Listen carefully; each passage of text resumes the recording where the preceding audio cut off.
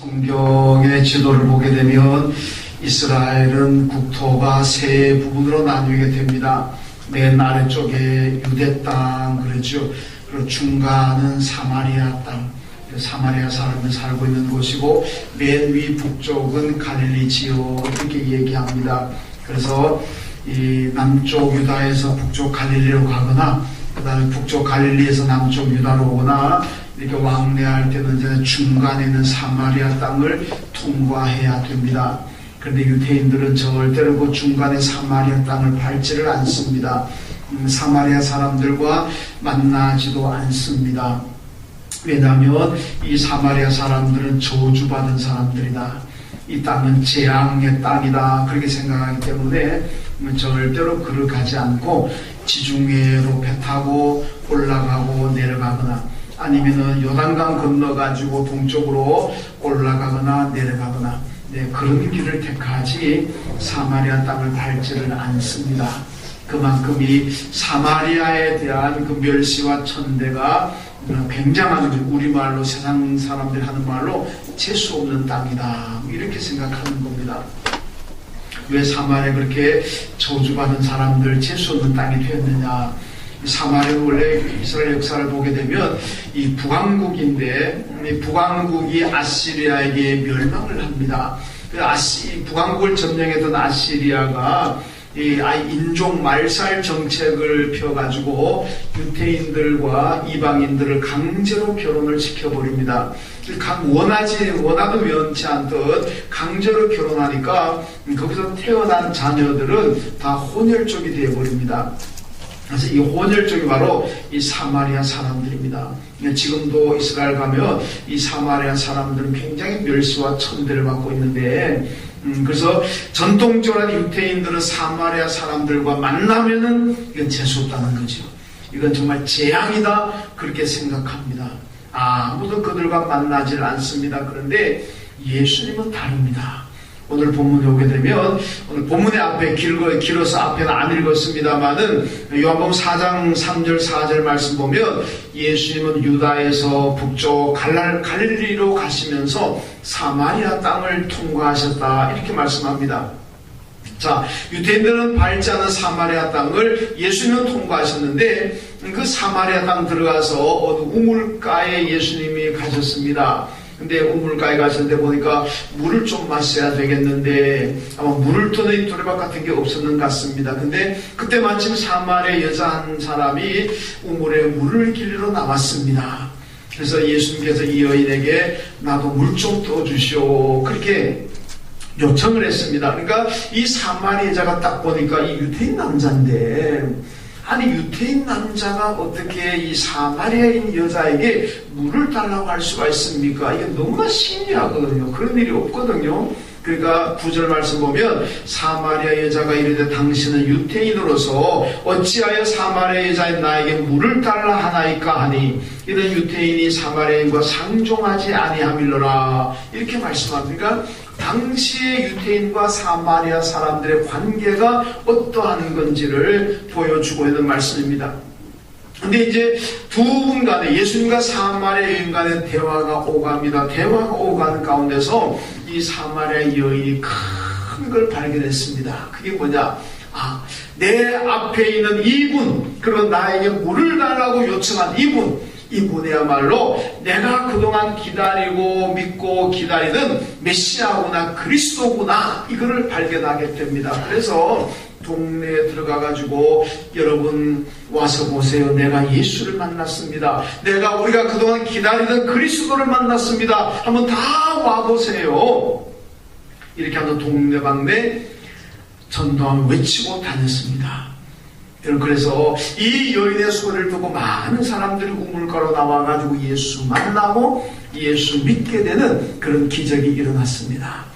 여러분, 전도가 뭡니까?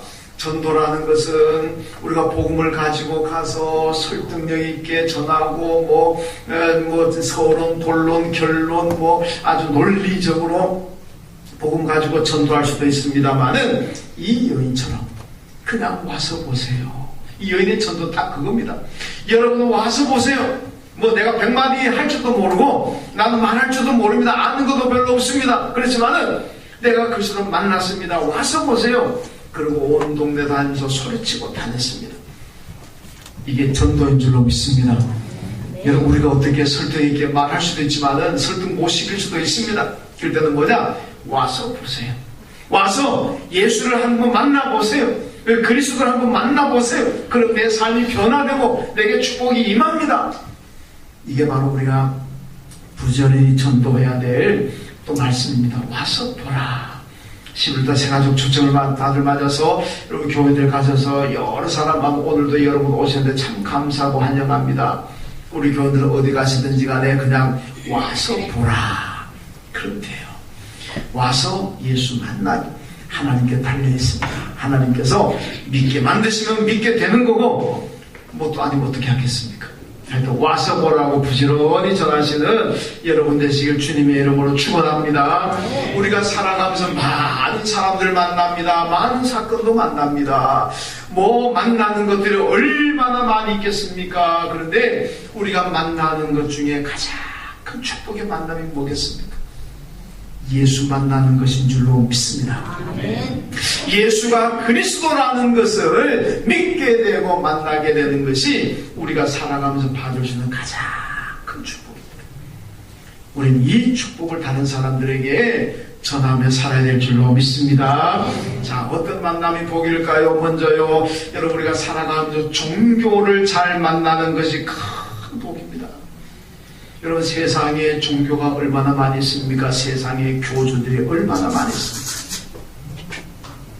그런데요, 그 종교가 많지만은 구원이 있고 영생이 있고 천국이 있는 종교는 딱 하나밖에 없습니다. 거듭 말씀드리지만은요, 구원받고 영생을 천국 가는 유일한 종교가 무엇입니까? 기독교입니다. 누구를 믿어야 천국 가고 누구를 믿어야 구원받고 누구를 믿어야 하나님의 나라에서 영원히 살겠습니까? 예수밖에 없는 줄로 믿습니다. 여러분, 예수를 믿어야만 천국 갑니다. 예수를 믿어야만 구원받습니다. 예수를 믿어야만 하나님의 나라에서 영원히 살게 됩니다. 여러분, 그러므로 기독교가 뭔지 압니까? 우리가 기독교 말을 많이 하는데 기독교의 정의는 이렇습니다. 예수를 그리스도로 믿는 게 기독교입니다. 여러분, 그리스도라는 건 나를 구원자라는 뜻입니다. 불교인들은요, 석가를 그리스도로 믿고 있어요. 통일교는 문선명이를 그리스도로 믿고 있습니다. 신천지는 뭐 이만이라는 사람을 그리스도로 믿고 있어요. 저마다 각 종교마다 자기들의 교주가 그리스도라고 믿고 있는 거예요. 여러분, 그런데 그리스도는, 우리의 구원자는 오직 예수 한 분밖에 없는 줄로 믿습니다. 그러므로 예수님을 나의 그리스도로 믿고 사는 사람이 가장 복받은 사람이고 가장 큰 축복인 줄로 믿습니다. 왜 그렇습니까? 도대체 예수라는 분이 어떤 분이길래 그분을 그리스도로 믿는 것이 가장 복이겠습니까? 사도행전 4장 12절을 보면요, 하나님께서 말씀하십니다. 천하 인간에게 구원받을 이름을 딱 하나 주셨는데 그 이름이 바로 예수라고 말씀하고 있습니다. 예수 이름을 믿지 않고는 구원받을 수가 없다는 말씀입니다. 요한복음 3장 16절에 하나님께서 독생자를 세상에 보내셨다 그랬습니다. 하나님이 세상 이처럼 사랑하사 독생자를 주셨으니 이는 저를 믿는 자마다 멸망치 않고 영생을 얻게 하려며. 여러분, 예수를 하나님께서 왜 세상에 보내셨겠습니까? 그 예수를 믿는 사람들이 다 멸망치 않고 영생을 얻게 하기 위해서 예수를 세상에 보내신 줄로 믿습니다. 요한복음 4장 6절에 말씀합니다. 예수께서 내가 곧 길이요 진리요 생명이니 나로 말미암지 않고는 아버지께로 올 자가 없다. 나를 믿지 않고는 천국의 하나님 나라에 갈 자가 아무도 없다는 겁니다. 그러므로 여러분, 이 말씀의 요약하면 뭡니까? 우리가 영생을 얻는 것도 오직 예수밖에 없고 구원을 얻는 것도 예수밖에 없고 하나님의 나라에 가서 영원히 사는 것도 예수밖에 없는 줄로 믿습니다.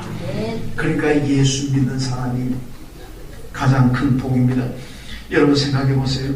우린 1년 더 살기 위해서 얼마나 발버둥 칩니까? 1년, 2년, 3년, 4년, 5년 그거 더 살기 위해서 우리는요 할 수 있다면 어떤 방법이라도 쓰지 않습니까? 여러분 1년, 2년 더 산다 그래도 그 살기 위해서 우리는 때때로 힘든 수술 받기도 하고 그러잖아요. 그런데 예수 믿으면요 영원히 사는데 1년, 2년 더 사는 게 아닙니다. 영원히 사는 건데 이게 얼마나 큰 축복이었습니까?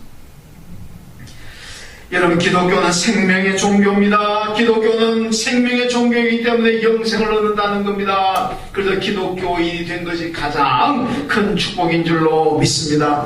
스코틀랜드의 언약도라는 사람들이 있습니다. 17세기 종교개혁자인 존 낙스의 영향을 받아서 그의 믿음을 따르는 사람들이 장로교 신앙을 확립했던 사람들입니다. 근데요, 스코틀랜드에서 찰스 2세가 이 기독교인을 박해하면서 18,000명의 순교자가 나옵니다. 18,000명의 순교자 가운데 1,200명의 사람들이 어느 날 감옥에 갇혀서가 이제 순교를 죽을 날을 기다리고 있습니다. 근데 이 감옥의 특징이요, 지붕이 없어요. 언제든지 그 안에 있는 1,200명의 사람들이 마음만 먹으면 탈출할 수 있는 감옥입니다. 여러분들 같으면 어떻게 하겠습니까? 마음만 먹으면 탈출해가지고 죽지 않는데. 그런데 이 1,200명 사람들이 아무도 탈출하지 않았어요. 전부 그 자리에 찬송 부르다가 순교당해 죽었습니다. 왜 그렇겠습니까? 천국이 있으니까, 영생이 있으니까. 내가 이 세상에서는 박해받고 고난받고 살지만 이제 내가 이거 죽으면은 이 세상하고는 비교할 수 없는 하나님의 나라 영원한 천국에서 영원히 살게 되는데 굳이 뭐 하려고 내가 더 살기 위해서 아둥바둥하느냐.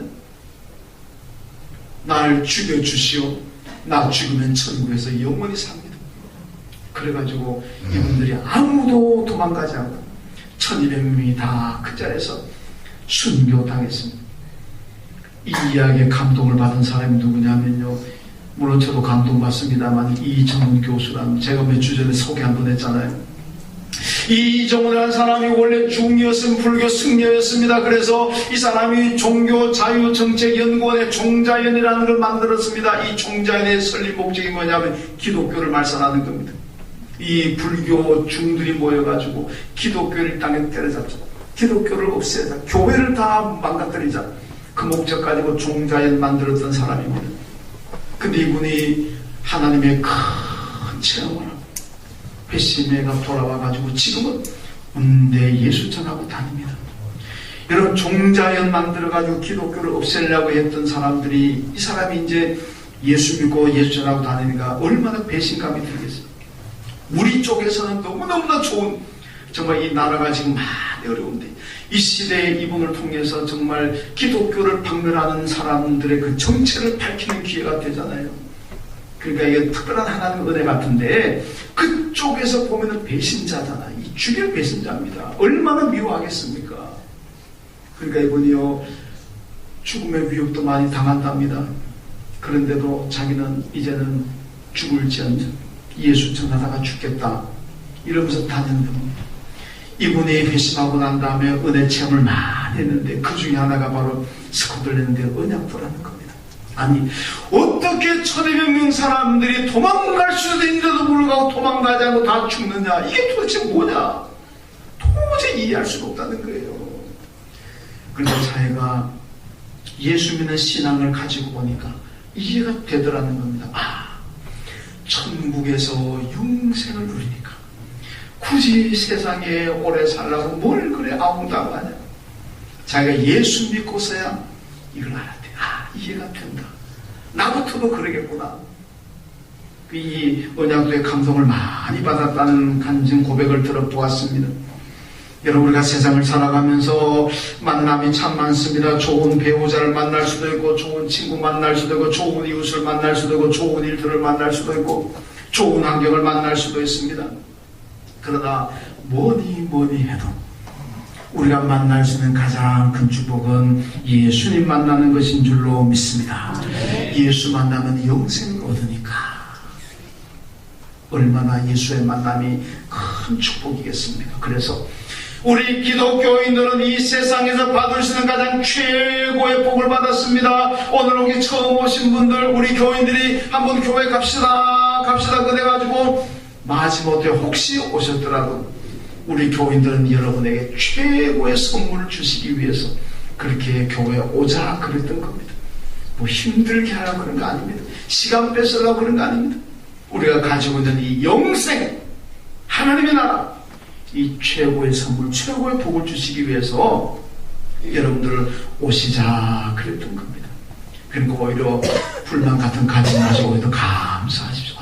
최고의 선물을 나한테 주는가 보다. 여러분 누가복음 14장에 보면 어떤 주인이 큰 잔치를 마련하고 사람들을, 종들을 보내가지고 사람들을 오라 그럽니다. 그런데 종들이 나가가지고 사람들을, 우리 주인님이 잔치를 마련했습니다, 오세요 초청하는데요, 사람들이 다 거절해버리잖아요. 어떤 사람, 나는 결혼해가기 때문에 내 아내와 즐거운 시간을 보내야 됩니다, 그래서 못 갑니다. 어떤 사람은 나는 지금 소를 샀습니다, 소가 일을 잘하는지 못하는지 테스트 해봐야 되기 때문에 바빠서 못 갑니다. 어떤 사람, 나는 농가밭을 샀습니다, 이 농가밭에 가서 일해야 되기 때문에 나는 못 갑니다. 이런 이유는 다 설득력이 있잖아요. 이해가 가잖아요. 주인이 그 다음에 어떻게 합니까?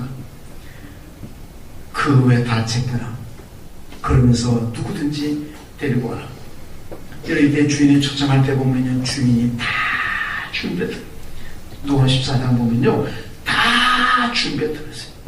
그 다 준비하고 초청하신 분이 누구입니까? 하나님인 줄로 믿습니다. 하나님이 오늘 우리 위해서 다 이 땅의 것도 준비하시고 하나님의 나라 것도 다 준비하셨습니다. 그리고 오라 초청하시는 거예요. 이 초청을 받아서 오신 저와 여러분, 세상에 가장 복받은 사람인 줄로 믿습니다. 가장 불쌍하고 어리석은 사람이 누굽니까? 하나님이 다 준비하시고 오라 그러는데도 나는 이것 때문에 못 가, 저것 때문에 못 가, 바빠서 못 가 그러고 거절한 사람들이 여러분 세상에서 가장 어리석고 불쌍한 사람입니다. 왜? 천국을 놓치는데, 영생을 놓치는데. 오늘날도 제일 불쌍한 사람은 우리 교인들 가서 여러분 예수 믿자, 예수 믿읍시다, 우리 교회 한번 갑시다, 이 요청을 거절하는 사람이요, 가장 불쌍하고 가장 어리석은 사람입니다. 왜?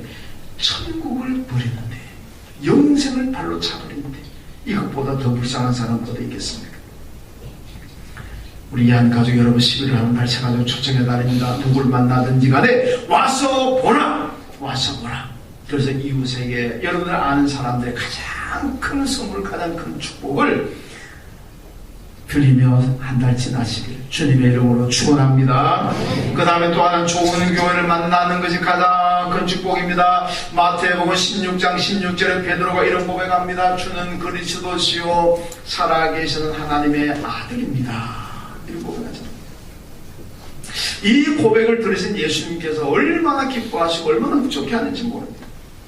야, 베드로야, 너 정말 좋은 고백했다, 정말 축복이구나. 그러면서 네가 고백한 이 믿음 위에 내가 교회를 세울 것이다. 네가 고백한 그 믿음 위에 세워진 교회는 음부의 권세가 이기지 못할 것이다. 그렇게 말씀합니다. 여러분, 베드로의 신앙입니다. 주는 그리스도시요 살아계신 하나님의 아들입니다. 이 고백 위에 교회가 세워진 그 교회는 음부의 권세가, 사탄의 세력이 장난하지 못하고 무너뜨리지 못합니다. 그러니까 가장 좋은 교회가 어떤 교회입니까? 주는 그리스도입니다. 주는 하나님의 아들입니다. 살아계신 하나님의 아들입니다. 이 믿음 위에 세워진 교회가 가장 건강하고 가장 좋은 교회인 줄로 믿습니다. 여러분, 오늘날 교회들 보면요, 여러 사이비 간판을, 교회 간판을 걸고 있지만 사이비 이단들이 얼마나 많은지 모릅니다. 그들은 예수를 믿지 않습니다. 여러분, 간판 보고 교회 갔다가 큰일 납니다. 우리 교회가 앞에 교단이 대한예수교 장로인데 어떤 분들이 그래요. 어디 이단교회 갔다 와가지고 거기도 대한예수교 장로회라고 붙어있던데요. 큰일 납니다. 여러분, 대한예수교 장로라고 붙었다고 그게 이단이 아닌 것 아닙니다. 기독교에 대한 감리에 붙었다고 다 감리교가 아닙니다. 이단자들도 사이비들도 얼마든지 장로교 간판 붙이고 감리교 간판 붙이고 성결교 간판 붙이고 그거 붙인다고 국가에서 누가 뭐 벌 줍니까? 벌 주는 것도 아닌데 내 마음대로 붙이니까 딱. 그러니까 그 간판 보고 여기 대한예수교 장로회네, 여기 감리교네, 여기 성결교네, 괜찮네. 큰일 납니다. 여러분 교회를 선택하실 때는 항상 잘 알아보셔야 됩니다. 아시는 목사님한테나 아니면 내가 전에 다니는 교회 목사님한테나 다 물어보고 그런 교회 선택하실 때 왜? 이단 사이비가 너무 많습니다. 그들은요 예수를 그리스도로 믿지 않는 사람들입니다. 그런 교회 만나면은 인생은 쪽박찹니다. 인생 망합니다. 불행 아니겠습니까? 여러분 좋은 교회를 만나야 됩니다. 한국의 교회들 보면요 시설이 좋은 교회 참 많습니다. 이런 공항에 가면 에스컬레이터 그냥 막 걸어가면서 쭉 가잖아요. 그런 것처럼 어떤 교회는 보니까요 교회 안에 그런 에스컬레이터 있어가지고 그냥 쭉 갑니다. 야 얼마나 시설 좋습니까? 교회 카페 가봤더니 뭐 일반 시중의 카페보다 훨씬 더 예쁘게 해놓은 교회도 봤습니다. 아름다운 모습, 좋은 모습입니다. 그런데요 시설이 좋다고 좋은 교회는 아닙니다. 시설이야 그렇게 에스컬레이터 설치하고 무슨 몇 억 들어가는 카페를 설치하든 아니면 비 오면 비 세고 바람 불면 바람 들어오든 시설이 어떠하든 여러분 좋은 교회는 예수가 하나님의 아들이고 예수가 나의 그리스도입니다. 이걸 믿는 교회가 좋은 교회인 줄로 믿습니다. 그러니까 시설 보고 먼저 찾아가려고 그러지 마시고 이단 사이비도 시설이 얼마나 좋게 만든 교회들 많이 있습니다.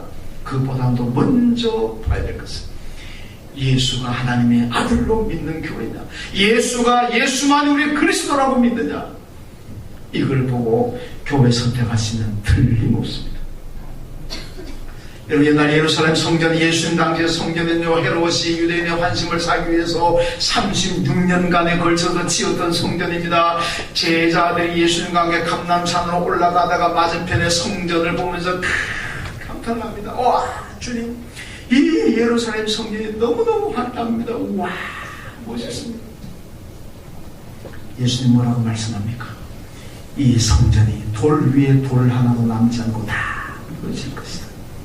예수님의 이 예고는 얼마 지나지 않아서 주 70년의 로마의 티토 장군에 의해서 완전히 무너져 버립니다. 돌 하나도 돌이 남지 않고. 그리고 지금은 그 자리에 회교 사원이 서 있습니다. 왜 이 아름다고 화려한 성전이 무너집니까? 예배가 올바르지 않습니다. 신앙 고백이 올바르지 않습니다. 오늘날로 말하면 예수가 그리스도이고 예수가 하나님의 아들입니다. 이 믿음 가지고 모이는 교회가 돼 든든하고 건강하고 축복의 교회인데 그러지 못했다는 겁니다. 여러분 이 한 교회는 예수님이 우리를 죄에서 구원하는 그리스도임을 분명히 믿는 교회입니다. 예수님 원래 하나님이시지만은 잠시 인간의 몸을 입으시고 성육신하신 분으로 우리는 분명히 믿고 있습니다. 그분이 세상에 오셔서 십자가에 달려 죽으심으로 말미암아 우리가 죄를 용서받고 구원받았다는 것을 저와 우리 교회는 확실히 믿습니다. 오직 예수만이 우리의 유일한 그리스도, 예수만이 저와 여러분의 유일한 구주가 되신다는 것을 저도 분명히 믿고 우리 교회도 분명히 믿습니다. 그러니까 우리 교회가 좋은 교회인 줄로 믿습니다. 우리 교회를 만난 여러분들이 큰 축복인 줄로 믿습니다. 세 번째 또 하나는요, 좋은 성도를 만나고 좋은 이웃을 만나는 것이 축복입니다. 오늘 본문을 보면요, 수가성 여인이 정오의 우물에 물을 들어왔습니다. 성경에는 6시로 지금 얘기하고 있는데 이 6시는 고대 유태인 시간입니다만 오늘날로 말하면 정오 12시를 가리킵니다. 이스라엘 지방은요 낮 12시부터 2시까지는 너무나 날씨가 덥습니다. 그래서 활동을 하기가 힘듭니다. 그러니까 12시에서 2시까지 사람들이 일 안 합니다. 활동 안 합니다. 그냥 집에서 누워 자거나 그냥 그늘에서 쉽니다. 다른 사람은 다 쉬고 있는 그 시간에 이 여인이 왜 혼자 우물에 물기로 왔겠습니까? 성경 보면요, 이 여자는 그동안 남편이 5명이 있었는데 지금 지금 살고 있는 남편은 6번째 남편이라고 되어 있습니다. 그러니까 적어도 결혼을 6번 했다는 겁니다. 여러분 오해하지 마세요. 결혼 많이 한다는 걸 나쁘다는 얘기 아닙니다. 근데 이 여인은요 6번째 남편하고 결혼하고 있다 보니까 이 동네 사람들이 비난하고 정죄하고 다 욕을 합니다. 나가면은 재수없는 여자라 그러고 동네 쫓아내야 된다 그러고 얼마나 욕을 하는지. 부정한 여인이라고.